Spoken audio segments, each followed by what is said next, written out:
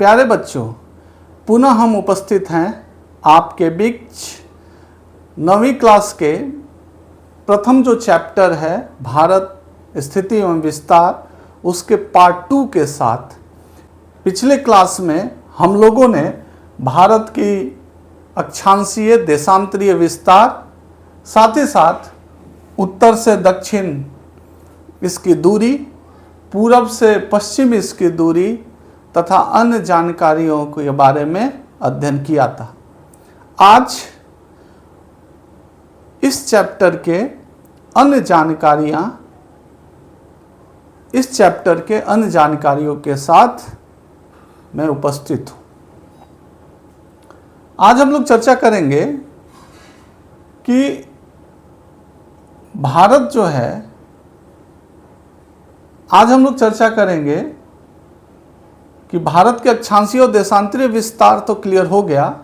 इस सेशन में भारत के पड़ोसी मुल्क कौन से हैं, कौन कौन सा सागर इसके आसपास है और अन्य जानकारियां देखेंगे। तो जैसा कि हम जानते हैं कि भारत जो है उत्तरी एवं पूर्वी गोलार्ध में स्थित है। इसके पश्चात भारत का अक्षांशीय विस्तार आपने देखा था 8 डिग्री 4 मिनट से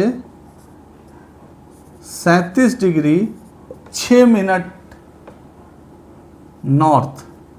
इसका तात्पर्य हुआ कि भारत जो है उत्तरी गोलार्ध में है। अब उत्तरी गोलार्ध में है और 82.5 डिग्री इसकी मानक रेखा है।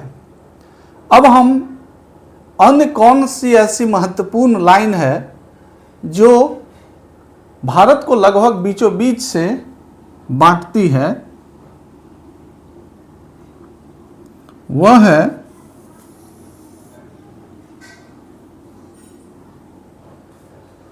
एक और अन्य महत्वपूर्ण लाइन है जो भारत को लगभग 2 बराबर भागों में बांटती है। उसका जो नाम है, वह जो लाइन है वह है कर्क रेखा।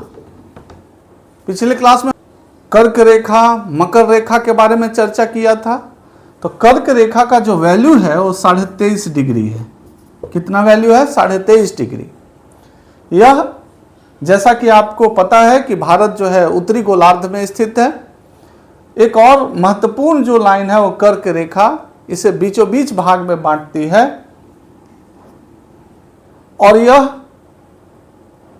जिन राज्यों से होकर गुजरती है उसका एकदम आसान कोड है, उसको आपको याद रखना चाहिए।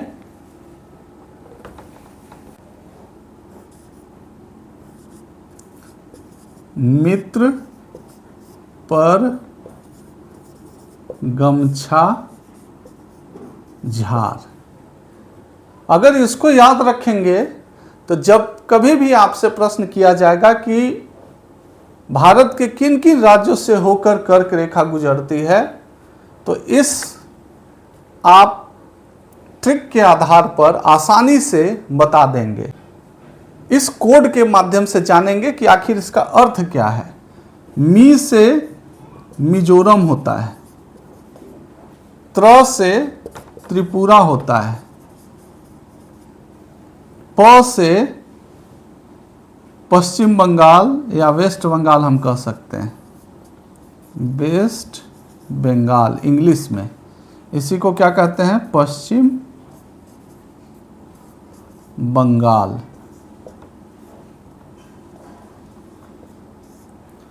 तो प से पश्चिम बंगाल, र से राजस्थान,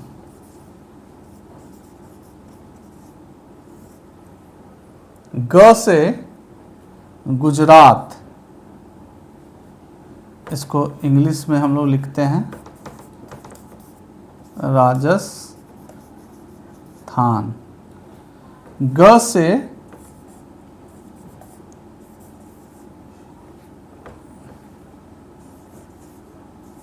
गुजरात। म से मध्य प्रदेश। 6 से 36गढ़ और झार से झारखंड। यह वो आसान कोड है जिसके द्वारा आप कर्क रेखा जिन जिन राज्यों से होकर गुजरती है, भारत के जिन जिन राज्यों से होकर गुजरती है, आप आसानी से याद रख सकते हैं। इसका कोड है मित्र पर गमछा झार। मी से मिजोरम, त्र से त्रिपुरा, प से पश्चिम बंगाल, र से राजस्थान, ग से गुजरात और म से मध्य प्रदेश और छ से छत्तीसगढ़ और झार से झारखंड। यह यानी कितना राज्य हो गया? 1 2 3 4 5 6 7 8। भारत का जो कर्क रेखा है 8 राज्यों से होकर गुजरती है। कितने राज्यों से? 8 राज्यों से होकर गुजरती है। तो यह एक आसान कोड है, ट्रिक है, जिसके माध्यम से कर्क रेखा किन किन राज्यों से होकर गुजरती है। यह भी लगभग बीचों बीच बांटने वाली रेखा है जो पृथ्वी भारत को 2 भागों में बांटती है। इसका जो दक्षिणी हिस्सा है विषुवत रेखा से, यानी हम कह सकते हैं इक्वेटर से tropic of cancer, tropic of cancer यही है। कर्क रेखा को इंग्लिश में ट्रॉपिक ऑफ कैंसर कहते हैं। कर्क रेखा को इंग्लिश में ट्रॉपिक ऑफ कैंसर कहते हैं, वहीं विषुवत रेखा को इक्वेटर कहते हैं। तो इक्वेटर से ट्रॉपिक ऑफ कैंसर तक का बीच का जो क्षेत्र है उसे हम लोग उष्णकटिबंध कहते हैं। क्या कहते हैं? उष्णकटिबंध। क्या कहते हैं? उष्णकटिबंध कहते हैं। उष्णकटिबंध कहते हैं। अब हम लोग चर्चा करते हैं भारत की चौहद्दी के बारे में। चौहद्दी का मतलब कि वह क्षेत्र या इलाका, या हम कह सकते हैं कि भारत चारों तरफ से किन क्षेत्रों से घिरा हुआ है। तो अगर हम दक्षिण में इसकी बात करें तो भारत का सबसे जो दक्षिणतम पड़ोसी मुल्क है उसका नाम है श्रीलंका। क्या नाम है? श्रीलंका। अगर आपसे कोई पूछे कि भारत के दक्षिणी में कौन सा देश है तो श्रीलंका। एक और महत्वपूर्ण जानकारी है, श्रीलंका को भारत से अलग करने वाली एक जल संधि है। क्या नाम है उसका? पाक स्ट्रेट। क्या नाम है? पाक स्ट्रेट। पाक स्ट्रेट, स्ट्रेट को हिंदी में कहते हैं जल संधि। यह ऐसी जल संधि है जो भारत को श्रीलंका से अलग करती है। साथ ही साथ यह जल संधि भारत का जो पूर्वी हिस्सा है उसे हम लोग बे ऑफ बंगाल के नाम से जानते हैं। बे ऑफ बंगाल, यह समुद्री इलाका बंगाल की खाड़ी के नाम से जानी जाती है। वहीं इसका पश्चिमी हिस्सा अरबियन सी के नाम से जानी जाती है। यानी पूर्वी जो हिस्सा समुद्री हिस्सा है उसे बंगाल की खाड़ी और पश्चिमी हिस्से को अरबियन सी के नाम से हम लोग जानते हैं। अब हम लोग इससे पहले चर्चा कर रहे थे कि पाक स्टेट, तो जहां पाक स्टेट श्रीलंका को भारत से अलग करती है, वहीं अरबियन सी और बे ऑफ बंगाल को जोड़ने का भी यह जल संधि काम करता है। यही जल संधि है जो बंगाल की खाड़ी को अरबियन सागर से जोड़ता है, वहीं भारत को श्रीलंका से अलग करता है। और यहीं पर एक MANNAR, Mannar, bay of Mannar, bay of Bengal का मन्नार की खाड़ी। यहीं पर मन्नार की खाड़ी है जो भारत को श्रीलंका से अलग करती है, यहाँ पर जो खाड़ी पाई जाती है। तो इस प्रकार हमने इसमें देखा कि कर्क रेखा जो भारत को 2 बराबर भागों में बांटने वाली है, भारत के पूर्वी हिस्से को बंगाल की खाड़ी, पश्चिमी हिस्से को अरबियन सी, वहीं पाक स्टेट श्रीलंका से अलग करती है और अरबियन सी को बे ऑफ बंगाल से जोड़ती है। साथ ही साथ इस जो क्षेत्र है यहाँ पर जो खाड़ी है उसका नाम मन्नार की खाड़ी है। इसके अलावा अब हम लोग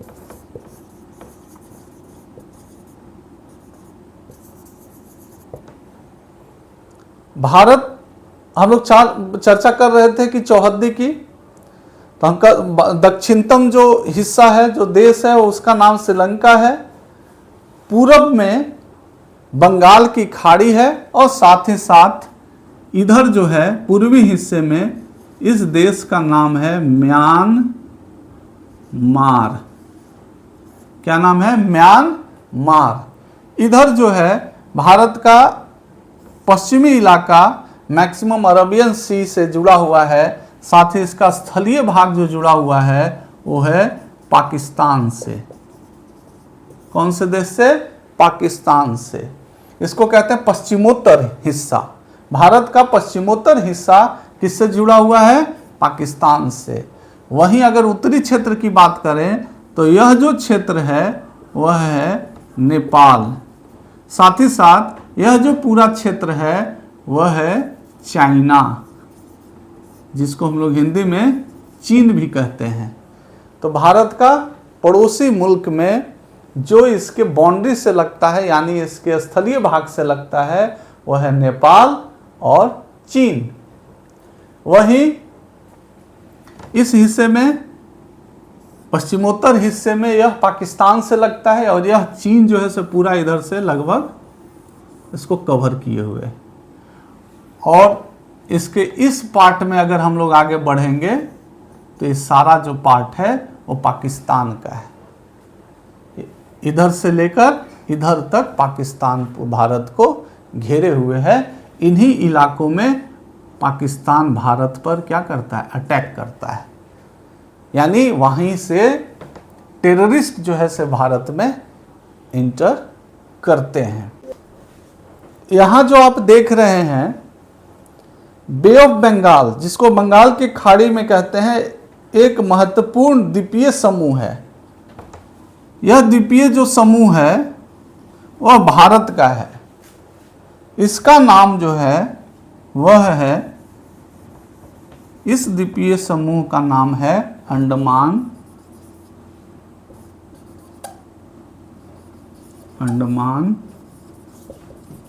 निकोबार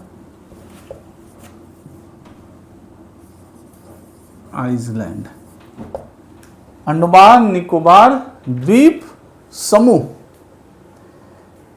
द्वीप समूह क्यों?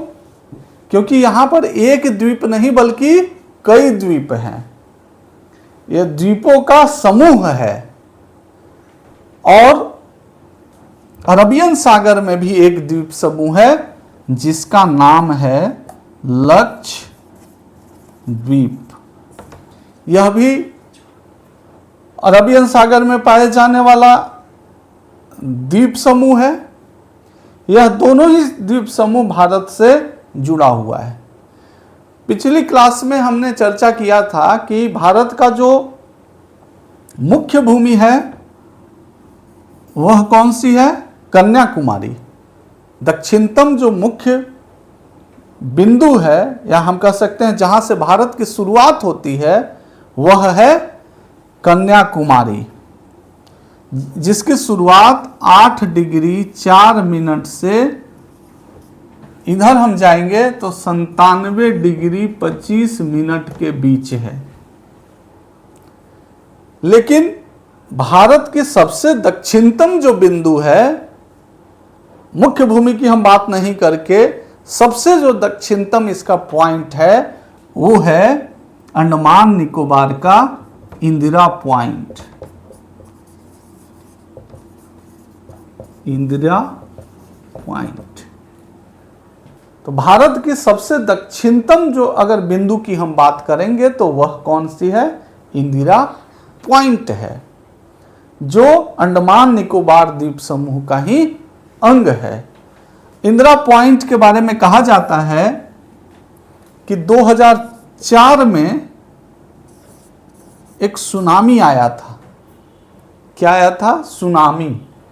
अब सुनामी क्या है तो थोड़ा सा बता देते हैं कि सुनामी जो है, जब समुद्री इलाके में, समुद्री क्षेत्र में भूकंप आता है तो उस भूकंप के आने से बड़े पैमाने पर जल राशि का विस्थापन होता है। विस्थापन का मतलब कि हम समझ लें कि आप ऐसे इसको समझना है कि आपके गांव में, आपके आसपास कोई ना कोई तालाब, या आप घर में भी इसको बाल्टी में भी प्रैक्टिकल करके देख सकते हैं कि अगर आप एक छोटा सा भी कंकड़ डालेंगे उस बाल्टी में या उस तालाब में फेंकेंगे तो वहां क्या होता है कि एक तरंग की उत्पत्ति होती है। वेव, क्या कहते हैं इसको? तरंग। तरंग की उत्पत्ति होती है। उससे क्या होता है कि पानी जो है वहां से हटता है, विस्थापित होता है। अब चूंकि बे ऑफ बंगाल में समुद्री जो इलाका है उसमें जोरदार भूकंप आई। कब की बात है? 2004 की। 2004 में जोरदार भूकंप आने के कारण बड़े पैमाने पर वहां से जल राशि का विस्थापन हुआ और वही जल राशि इन समुद्र तटीय इलाके में आकर हिट किया, यानी यह जल राशि भयंकर रूप ले लिया समुद्री इलाके में, जिससे कि बड़े पैमाने पर इन क्षेत्रों में, साथ ही साथ यहाँ पूरा उड़ीसा तक, बंगाल तक, बंगाल के भी कुछ क्षेत्रों तक बड़े पैमाने पर जान माल की क्षति हुई। तो सुनामी जल राशि का, बड़े पैमाने पर जल राशि का विस्थापन है जो समुद्र तटीय इलाकों में काफी क्षति पहुंचाती है।